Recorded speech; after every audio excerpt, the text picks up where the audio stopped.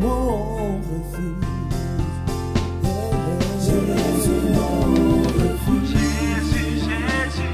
Jésus, mon refuge. Jésus, mon refuge.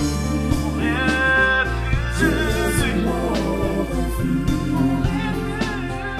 Jésus, mon refuge. Beaucoup de vous ne m'ont pas rencontré la dernière fois, donc très rapidement, j'aimerais vous parler de ma vie, de mon témoignage en quelques minutes, et puis après passer au message. Je suis né ici dans le quartier, et j'ai dû passer par là avant de venir au Seigneur. Je suis né à Jourdain, et je devais passer par Jourdain pour mourir et pour rencontrer le Seigneur. Donc je suis né à Jourdain en 1972, donc maintenant vous connaissez mon âge. Je sais que vous êtes choqués parce que vous pensiez que j'avais 21 ans. Je suis né en 72 à Jourdain, de parents yougoslaves, ex-Yougoslavie. Ils ont quitté le communisme et sont venus en France dans les années 60. Je suis né en 72. À Jourdain, j'ai eu une enfance assez normale. Mes parents étaient des gens bien, qui ont tout fait pour leurs enfants, pour ma sœur et moi. Mais très rapidement, j'ai commencé à déprimer à l'âge de 13-14 ans, lorsque mon père a fait sa première crise cardiaque. À ce moment-là, je n'avais pas beaucoup de foi en Dieu, mais je me suis dit, il n'y a pas de Dieu. Parce que s'il y avait un Dieu, certainement je ne pourrais pas souffrir autant que je souffre. Donc j'ai décidé qu'il n'y avait pas de Dieu. Parce qu'un bon Dieu qui m'aime ne pourrait pas me laisser souffrir. Et à l'âge de 20 ans, j'ai loupé le bac. À l'âge de 20 ans. Et par la grâce de Dieu, grâce à une missionnaire américaine du Kentucky, à l'église Télégraphe, ici, juste à côté, j'ai réussi à partir aux États-Unis. Il y a 27 ans. J'avais 20 ans. Je suis parti aux États-Unis et c'était le dessein de Dieu. Il fallait que je parte là-bas pour rencontrer Jésus. Et en 2003, il y a à peu près 16 ans de cela, j'ai fait une autre déprime. Mon ex-femme m'a quitté et là, tout mon monde a été chamboulé. J'ai perdu tout espoir. Je me suis dit, les bons sont des cons, excusez-moi du mot, et les mauvais réussissent. Et je dis, c'est pas juste, la vie n'est pas juste. Moi, je suis bon et je perds dans tout ce que je fais. Et je pensais que la réussite dans la vie allait m'apporter le bonheur. Mais avec la réussite, j'étais encore plus malheureux. Et lorsque mon ex-femme m'a quitté, là, j'ai fait une déprime de 6 mois et j'ai décidé d'aller chez moi, aux États-Unis, et me suicider. Et je suis parti chez moi. Et à ce moment-là, j'ai crié. J'étais tellement mal, j'ai crié de moi-même et mon âme est sortie de moi-même. J'ai vu toute ma vie passer devant moi et comment Jésus-Christ était avec moi et qui me menait dans ses mains. Je ne l'ai pas vu, mais je l'ai senti. Et pourtant, je n'avais aucune religion. Ça aurait pu être Bouddha, Allah, ça aurait pu être n'importe quelle religion, mais c'est Jésus-Christ qui m'est apparu. Et à ce moment-là, j'ai commencé à vouloir connaître ce Dieu qui m'a touché. Et j'ai commencé à parler avec des amis musulmans, chrétiens, surtout musulmans, qui m'ont dit, il faut que tu étudies le Coran. Et c'est là où j'ai commencé à étudier le Coran. Et avec l'Esprit de Dieu, j'étais un nouveau-né. Vous avez parlé, pasteur, de cet cœur qu'on a de pierre et que Dieu le transforme en cœur de chair. C'est ce qui m'est arrivé. Mais mon message aujourd'hui, c'est un message sur Romains, chapitre 12, verset 2. Et ce qui s'est passé à ce moment-là, c'est que j'étais un nouveau-né. J'étais absolument sauvé à ce moment-là. Si je mourais ce soir-là, j'étais avec Jésus-Christ. Mais je n'avais aucune information dans ma tête. Absolument rien. Donc si vous m'aviez posé des questions, je n'aurais pas pu vous répondre. Ce que j'aurais pu vous dire, c'est que j'ai rencontré l'amour, que j'ai rencontré Jésus-Christ. C'est tout ce que je pouvais vous dire. Rien d'autre. J'étais un nouveau-né. Mais j'étais pas équipé pour pouvoir prêcher. J'étais pas équipé pour pouvoir partager. J'étais pas équipé pour pouvoir enseigner. J'étais pas équipé pour venir comme ça et prêcher. J'aurais dit des bêtises. Parce que je n'avais pas d'information. Je n'avais pas de connaissances. Et à partir de là, j'ai commencé à vraiment apprendre à connaître le Seigneur et à prendre en parallèle l'islam et le christianisme. Et j'ai commencé, le Seigneur me préparait pour évangéliser les musulmans. Et très rapidement, en quelques semaines, j'avais plus de connaissances sur l'islam. Parce que lorsqu'on a l'Esprit de Dieu en nous, notre enseigneur n'est pas une personne, c'est Dieu lui-même. Donc il peut nous apporter la sagesse et les connaissances qui sont divines et pas simplement terriennes. Donc ce sont des connaissances beaucoup plus fortes. Et donc j'ai appris à connaître le Seigneur, à apprendre ses vérités très rapidement. Donc je me suis inscrit à l'université, même si j'étais un homme d'affaires. J'ai fait une maîtrise en religion comparée entre l'islam et le christianisme. Et maintenant j'enseigne sur l'islam. Je fais des débats avec des musulmans et j'évangélise les musulmans. Et je suis un apologète, c'est-à-dire que j'ai appris à défendre la foi chrétienne. Lorsque les gens ont des objections, des questions, un questionnement sur le christianisme, quel qu'il que ce soit, j'apporte des réponses et j'aide les gens à pouvoir apporter des réponses aux gens qui ont des questions. Parce que les gens, souvent, ont de bonnes questions, mais malheureusement, l'Église n'est pas équipée pour donner des réponses à ces questions. Alors, mon message, c'est sur Romains, chapitre 12, verset 2. Est-ce qu'on peut le projeter? Ne vous conformez pas au siècle présent, mais soyez transformés par le renouvellement de l'intelligence, afin que vous discerniez quelle est la volonté de Dieu, ce qui est bon, agréable et parfait. Vous voyez, le Seigneur Jésus nous dit, et c'est là où c'est assez incroyable le message de pasteur Carlos, il parlait de ce renouvellement de cœur. Sans le renouvellement du cœur, nous ne pouvons pas être sauvés. Il faut que le cœur soit un nouveau-né. Il faut qu'on soit de nouveau-nés. Mais une fois qu'on est des nouveau-nés, il faut faire très attention parce que la bataille commence là. Et combien de fois, vous n'êtes pas obligé de lever la main, mais combien de fois notre esprit, notre tête commence à bifurquer. Elle commence un peu à vadrouiller, à s'égarer, n'est-ce pas? Ça nous est tous arrivé, n'est-ce pas? Surtout si vous êtes chrétien depuis assez longtemps. Les premiers mois, quand j'étais chrétien, je me moquais des chrétiens. Je dis, mais ça, non, fais attention, Alex. Ça va être une bataille. Je dis, mais t'as de la foi, toi? J'étais tellement en haut avec le Seigneur, j'avais l'impression de flotter au ciel avec lui.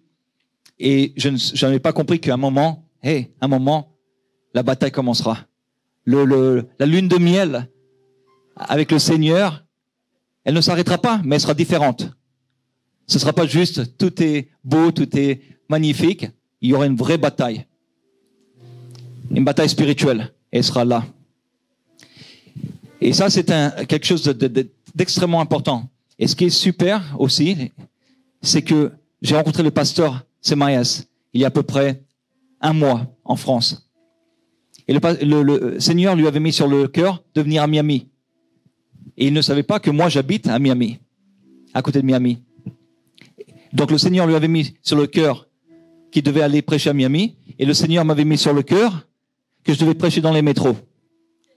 Donc on s'est rencontrés et c'était assez exceptionnel. Donc il est venu, mais non seulement sa venue était importante pour Miami, pour pouvoir former des gens, parce que maintenant il ne vous l'a pas dit, mais il a formé des gens qui reprennent le H24 à Miami, donc ils vont prêcher tout le temps. C'est super. Donc non seulement il a eu un impact, mais il a laissé quelque chose derrière lui. Il a formé des gens. Parce que c'est ça l'important, c'est d'avoir des disciples. On peut pas tout faire. Il faut pouvoir avoir des disciples avec nous. Mais non seulement il a eu un impact énorme en Floride, mais il a eu un impact sur ma vie.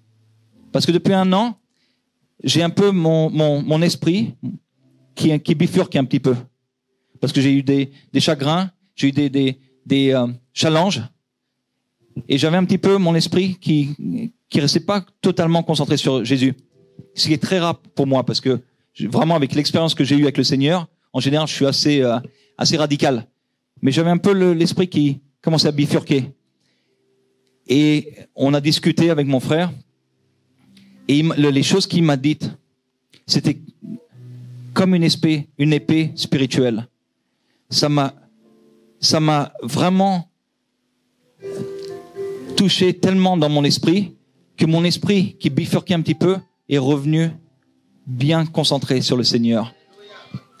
Ça a été tellement fort et j'aime beaucoup votre pasteur. Vraiment, je l'aime beaucoup. Il est exceptionnel et il est sage. Je ne sais pas comment un homme si jeune, par rapport à moi, peut être si sage. Vous êtes vraiment béni. Il est exceptionnel et je l'aime beaucoup. J'ai beaucoup de tendresse pour lui. Donc, par conséquent, Jésus nous dit, si vous m'aimez, vous obéissez mes commandements. Quels sont les commandements de Jésus? Ils ne sont pas très compliqués. Il y en a 2. Le premier, c'est quoi? Aimez Dieu avec tout votre cœur, votre âme, vos pensées, vos forces. Donc, c'est pas simplement dans le cœur qu'il faut aimer Dieu. C'est dans nos pensées. Et c'est mon message. Donc, c'est exceptionnel que le pasteur Carlos parlait du cœur, la transformation du cœur. C'est le début. Et après la guerre, elle est dans les pensées. Parce que le diable ne peut pas atteindre nos cœurs. Nous sommes à Jésus. Si vous êtes de nouveau-né, vous êtes à Jésus. Personne ne peut vous prendre. Mais par contre, ce que le diable peut faire, c'est vous faire perdre du temps. Ça, ils peuvent le faire. Vous êtes nouveau-né, mais vous perdez du votre temps. Vous commencez à penser aux choses du monde. C'est ce que le pasteur disait, n'est-ce pas? On est sur l'internet, on est sur les trucs, on fait du shopping. Voilà, c'est ça que le diable veut faire avec les nouveau-nés. Il veut leur faire perdre du temps. Comme ça, ils sont pas très efficaces. Donc aujourd'hui, mon message, c'est renouveler. Et c'est intéressant la traduction. Renouveler votre intelligence. Je trouve ça intéressant comme traduction parce que en anglais c'est minds. Et moi je pense que mind c'est plus votre esprit, mais c'est pas très grave. C'est dans la tête, l'intelligence, l'esprit. Renouvelez-le parce que il faut toujours avec notre culture, que ce soit ici aux États-Unis, mais partout, on est confronté à tellement d'objets qui arrivent à nous en pleine face. Tellement de choses qui nous... Surtout maintenant avec l'internet, avec le portable, on est là toute la journée. Je marche dans les rues de Paris. Il faut que je regarde les gens parce je vais me cogner avec eux. Tellement ils regardent sur le portable en marchant. On est bombardé par tellement d'informations qu'il faut vraiment rester concentré sur Jésus. Donc, soyez transformés par le renouvellement de l'intelligence de vos esprits afin que vous discerniez quelle est la volonté de Dieu. Nous tous, comme nouveau-nés, nous aimerions avoir le discernement, n'est-ce pas? De pouvoir discerner. Ça, c'est de Dieu. Ça, c'est pas de Dieu. N'est-ce pas? Parce que des fois, c'est pas facile. Des fois, c'est facile. Mais souvent, ce n'est pas facile. Afin que vous discerniez quelle est la volonté de Dieu. Ce qui est bon, agréable et parfait. Et lorsque l'esprit, les pensées commencent un peu à bifurquer, on commence à perdre le discernement. On commence à justifier nos actions, n'est-ce pas? Ouais, c'est pas très grave, ça. C'est pas la fin du monde. C'est pas grave que je fasse ça. Ou un petit mensonge là. C'est pas très grave. J'ai servi Dieu pendant 3 heures aujourd'hui. J'ai même une âme qui a donné, une personne qui a donné son âme au Christ. Ouais, c'est pas grave, allez.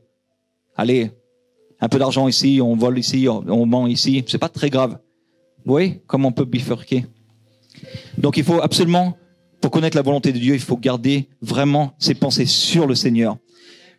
Quelle est la volonté de Dieu? Il y a 3 volontés de Dieu. La première, c'est la volonté souveraine de Dieu. Celle-là, on n'a pas besoin de s'inquiéter. Elle s'accomplira. Elle s'accomplit toujours. Jésus allait mourir sur la croix, quoi qu'il arrive. Il allait mourir sur la croix parce que c'était la volonté souveraine de Dieu.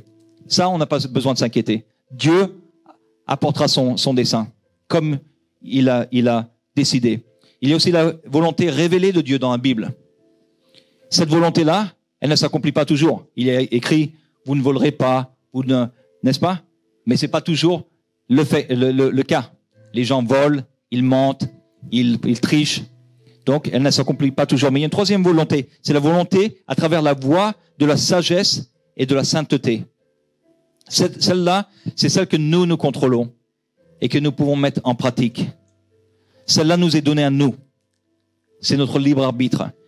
Et celle-là ne peut être mise qu'en pratique par le renouvellement de notre esprit, de notre intelligence. C'est celle-là dont je j'aimerais vous parler. Si nous nous conformons au monde, comme le pasteur Carlos a dit, nous sommes inutiles. Nous perdons notre temps. Nous sommes sauvés, nous pouvons être sauvés. Je suis persuadé qu'il y a des gens qui sont sauvés et qui ne font rien de leur vie. Et c'est malheureux, c'est très triste, parce que il y a tellement à faire sur terre. Donc, si nous conformons Dieu, nous sommes inutiles et nos œuvres sont vaines. Elles n'aboutissent à rien. Renouvellement veut dire, en grec, c'est le même mot que métamorphose. C'est le même mot que Jésus a utilisé dans la transfiguration. Il a été métamorphosé. C'est le même mot pour nous. Nous devons être métamorphosés. Et le pasteur en a parlé. Qui veut être changé? Qui veut transformer cette métamorphose? Dans le cœur, nous sommes tous transformés. J'imagine que vous êtes tous croyants. Mais dans ce cœur, une fois qu'on est transformé, essayons de métamorphoser nos pensées, notre intelligence pour Dieu. C'est une guerre spirituelle et elle est dans le cœur et dans la tête. Mais l'ennemi veut attaquer notre tête. Jacques, chapitre 4, verset 7, si on peut le mettre sur l'écran. Soumettez-vous donc à Dieu, résistez au diable et il fuira loin de vous. Il faut résister avec nos pensées. Si on a envie de faire quelque chose qui n'est pas bien, résister. Comme quelqu'un qui est alcoolique. Quelqu'un qui est alcoolique. Vous savez ce qu'ils me disent les anciens alcooliques? Jamais dans ma tête, je me dis, je ne boirai jamais. Parce que c'est trop difficile. Tout ce que je me dis, c'est aujourd'hui, je ne boirai pas. Un jour à la fois. Chaque jour. De dire, tu sais quoi? Aujourd'hui, je ne boirai pas. Le lendemain, aujourd'hui, je ne boirai pas. Parce que l'idée de ne jamais pouvoir boire est tellement difficile pour un alcoolique que ça devient impossible. Donc chaque jour, l'alcoolique, il dit, aujourd'hui, je ne boirai pas. Il faut qu'on fasse la même chose. Si on a envie de faire quelque chose qui n'est pas très bien, on sait que ce n'est pas Dieu, on dit, aujourd'hui, je ne le ferai pas. On verra demain. Demain, on verra. Demain s'occupera de demain. Aujourd'hui, je m'occupe d'aujourd'hui.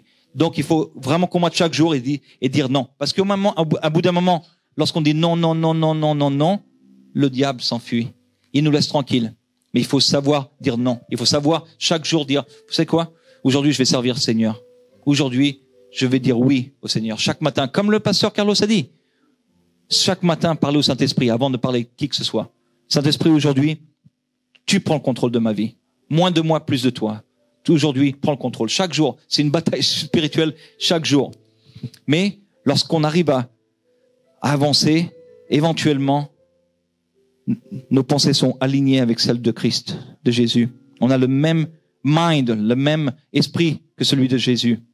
Et ça, même si le monde le voit comme un esclavage, c'est une liberté.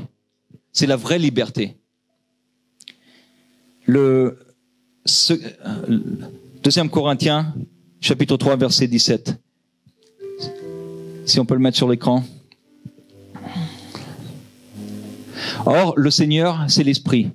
Et là où est l'Esprit du Seigneur, là est la liberté. C'est-à-dire que c'est la vraie liberté spirituelle. On n'est plus esclave du péché. On est libre en Christ. Galates, chapitre 5, verset 1, qui dit, c'est pour la liberté que Christ nous a affranchis.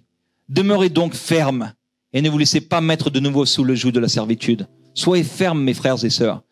Chaque jour, prenez les gants pour combattre le diable. Pas au niveau physique, mais spirituel. Alors, comment accomplir ce renouvellement? Je vais vous donner quelques points. Numéro 1, restez immergés dans la parole de Dieu. Vous voyez? Ce livre, la Bible, on n'en a pas besoin pour être sauvé. On a juste besoin de Jésus-Christ. Parce que la parole est devenue chair. Ce n'est pas la Bible qui nous sauve. C'est la personne de Jésus-Christ. C'est son sang sur la croix. Donc, j'ai des amis qui me disent, mais Alex, j'ai pas besoin de lire ça. J'ai Jésus, je suis sauvé et j'ai le Saint-Esprit. Pourquoi aurais-je besoin de la Bible? Toi, tu es légaliste, tu aimes bien lire la Bible. Moi, j'ai pas besoin, j'ai l'Esprit de Dieu, je suis libre. Parce que, oui, on a besoin que de Saint-Esprit dans le cœur, mais on a besoin de la Bible pour nos pensées.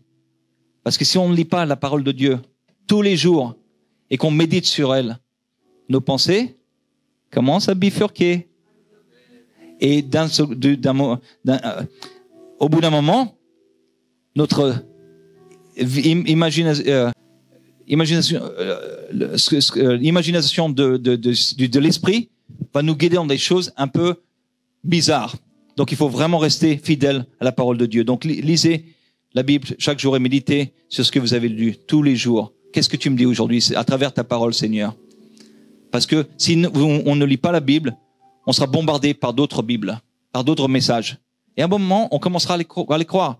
Oui, mais bon, c'est vrai que dans la Bible, il y a écrit, mais tu vois, il y a 80% des gens qui croient pas à ça, ce message. Donc, on pourra commencer facilement à être leurré. Donc, il faut absolument être fidèle à la parole. Deuxièmement, il faut louer le Seigneur en permanence. Comme on a fait, c'est magnifique de pouvoir louer et d'être libre dans la louange. C'est beau, hein? C'est beau, on était libres. On est tous libres. On louait. C'était entre nous et Dieu. C'est pas entre moi et vous. Qu'est-ce qu'ils vont penser de moi si je commence à danser? Non, je suis là, c'est entre moi et Dieu. Donc on loue chaque jour le Seigneur. On lui donne toute la gloire. On est reconnaissant. Comme ma sœur disait, merci, merci papa, merci, merci, merci. Au bout d'un moment, lorsqu'on est reconnaissant à Dieu pour tout ce qu'on a, on oublie nos problèmes. Nos problèmes deviennent assez mineurs. Mais si on reste pas fidèle dans nos pensées à Jésus, on commence à avoir plus de pitié pour nous-mêmes. Oh, pauvre moi, j'aimerais avoir une plus grosse voiture. Oh, pauvre moi, lui il gagne plus que moi. Pauvre de moi. Mais si on est reconnaissant pour tout ce qu'on a, on n'a plus de pitié pour nous-mêmes. C'est merci Seigneur, merci. Tu m'as donné la vie éternelle. Qu'est-ce que j'ai besoin de plus, Seigneur? Donne-moi ton onction, donne-moi plus de toi, moins de moi, Seigneur. Mais il faut renouveler nos pensées. Numéro 3, demandez à Dieu de protéger votre esprit et de le diriger. Il faut demander au Seigneur, protège-moi, protège mes pensées, Seigneur, s'il te plaît, pour pas qu'elles bifurquent, pour pas qu'elles commencent à partir dans des domaines ou dans certaines pensées qui sont malsaines. Protège-moi, s'il te plaît, Seigneur. Protège-moi, protège mes pensées.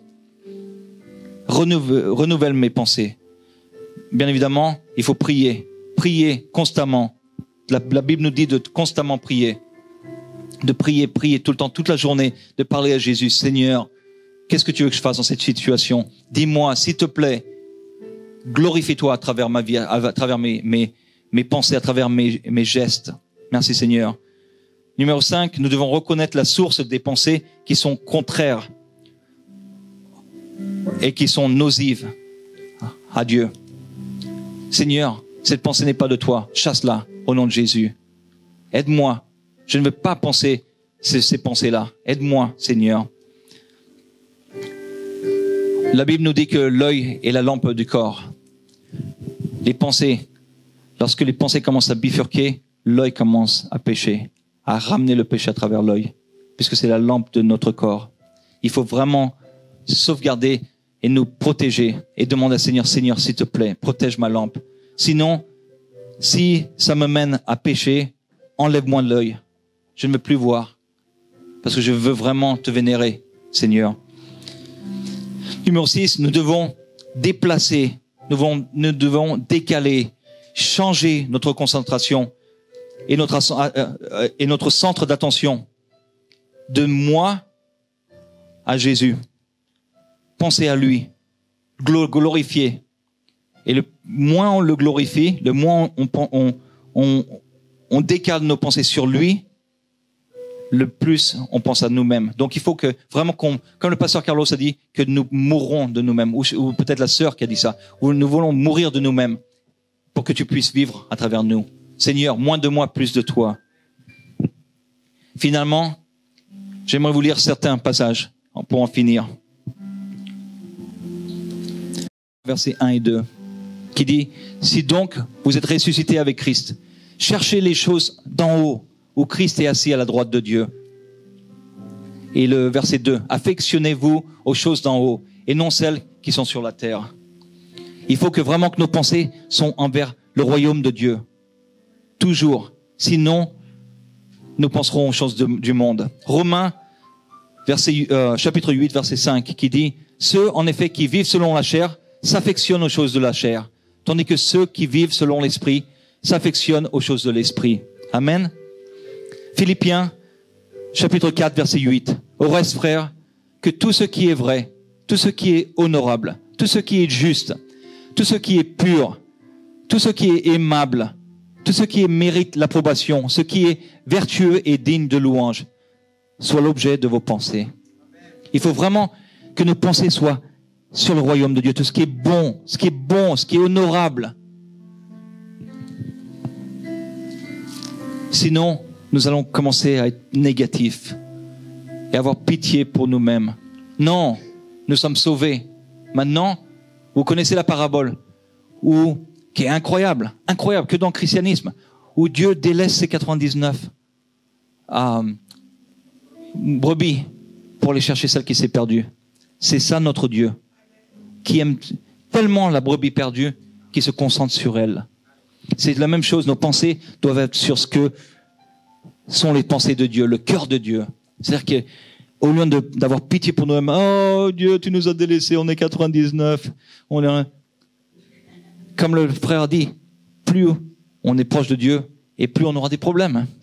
Mais ça fait partie de la vie.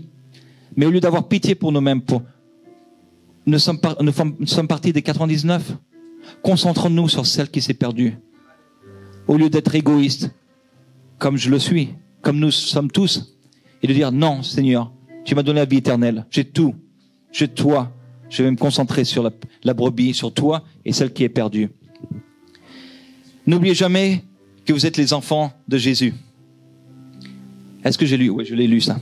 N'oubliez jamais que vous êtes les enfants de Jésus et que vous êtes admis dans sa famille. Ça, c'est la dernière chose que je veux vous dire. C'est que vous faites partie de la famille royale. Vous êtes enfants de Dieu. Quelle belle chose. Dans l'islam, on est esclave d'Allah. Il n'y a pas cette relation entre père et enfant. Nous sommes enfants. On peut dire Abba, on peut dire Papa. J'adore quand Pasteur Semaïa il prie et dit Papa. J'adore. C'est super parce que c'est vrai. C'est une relation intime avec notre Dieu. Ça ne veut pas dire qu'on lui manque de respect. La Bible dit honorez vos pères et vos mères. Nous honorons Dieu avec l'honneur qu'il mérite. Il est roi. Mais en même temps, c'est notre ami. C'est notre père, Abba. C'est une relation magnifique. Et je vais finir avec ces 3 versets dans Romains 5, verset 1. Étant donc justifiés par la foi, nous avons la paix avec Dieu par notre Seigneur Jésus-Christ. Jésus nous donne la paix lorsque nous mettons notre foi en lui. Il nous donne la paix éternelle. Romains, chapitre 8, verset 1. Il n'y a donc maintenant aucune condamnation pour ceux qui sont en Jésus-Christ. Donc non seulement nous avons la paix de Jésus, la paix du Seigneur, du Saint-Esprit, nous n'avons plus la condamnation du diable. Il ne peut plus nous toucher. Il peut essayer à travers nos pensées à nous dire non, t'es pas suffisamment bon, t'es pas suffisamment bonne, t'es pas assez belle, t'es pas assez intelligente. Dieu vraiment il t'aime pas tellement. Non, il peut pas t'aimer. Non. Ces condamnations ne sont pas vraies. Nous sommes enfants de Dieu et personne ne peut nous prendre ça. Et finalement, Romains chapitre 8, versets 16 à 17, qui dit l'Esprit lui-même rend témoignage à notre esprit que nous sommes enfants de Dieu. Or, si nous sommes enfants, nous sommes aussi héritiers de Dieu et co-héritiers de Christ. Si toutefois nous souffrons avec lui, comme le pasteur nous a dit, nous allons souffrir afin d'être glorifiés avec lui. Nos souffrances sont temporaires. Tout ce qui nous arrive est temporaire. Imaginez les disciples de Jésus. Pierre, par exemple. Seigneur, moi je pense que j'aurais été Pierre. Seigneur, moi te renier? C'est Maïs, il va te renier, mais moi, jamais. Moi, je suis le plus cool. Je t'aime tellement, jamais. Et je serai le premier à le renier. Il a renié, mais une fois qu'il a reçu le Saint-Esprit, une fois qu'il a vu Jésus ressuscité, qu'il a reçu le Saint-Esprit, l'onction du Seigneur, il a dit, vous voulez me crucifier? Allez-y, parce que je sais où je vais. Mais s'il vous plaît, je vous demande une seule chose. Me crucifiez pas à l'endroit comme mon Seigneur, parce que je ne mérite pas peut-être me crucifier. Vous pouvez me crucifier à l'envers. Ils l'ont crucifié à l'envers. Mais allez-y. Premièrement, je vous aime. Je prierai la même chose pour vous que Jésus a prié pour vous. qui vous pardonne parce que vous ne savez pas ce que vous faites. Mais vous pouvez me voler le corps, vous pouvez me tuer mon corps, mais vous ne pouvez pas tuer mon âme. Elle va avec Jésus. Merci. J'espère que cette prédication t'a édifié.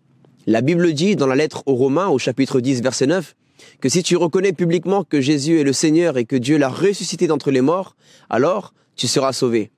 Je t'invite à faire cette prière avec moi afin de recevoir la vie éternelle. Là où tu es, tu peux fermer tes yeux et dire « Seigneur Jésus-Christ, je t'ouvre mon cœur. Je reconnais mon péché devant toi. Je te remercie d'avoir porté, Seigneur, toutes mes fautes à la croix et de m'avoir offert la vie éternelle. Je crois que tu es le Fils de Dieu, que tu es mon Seigneur et mon Sauveur. Je reçois ton Saint-Esprit aujourd'hui. Je pardonne toutes les personnes qui m'ont fait du mal dans ma vie, Seigneur. Et j'accepte ton amour au nom de Jésus. Amen. Je peux également venir le lundi et jeudi à 19h30 à notre église Jésus mon refuge, ou bien les cultes au samedi à 18h. À Paris, 76 rue Pierre Soulier, 75 020 métro Porte des Lilas. Que Dieu te bénisse.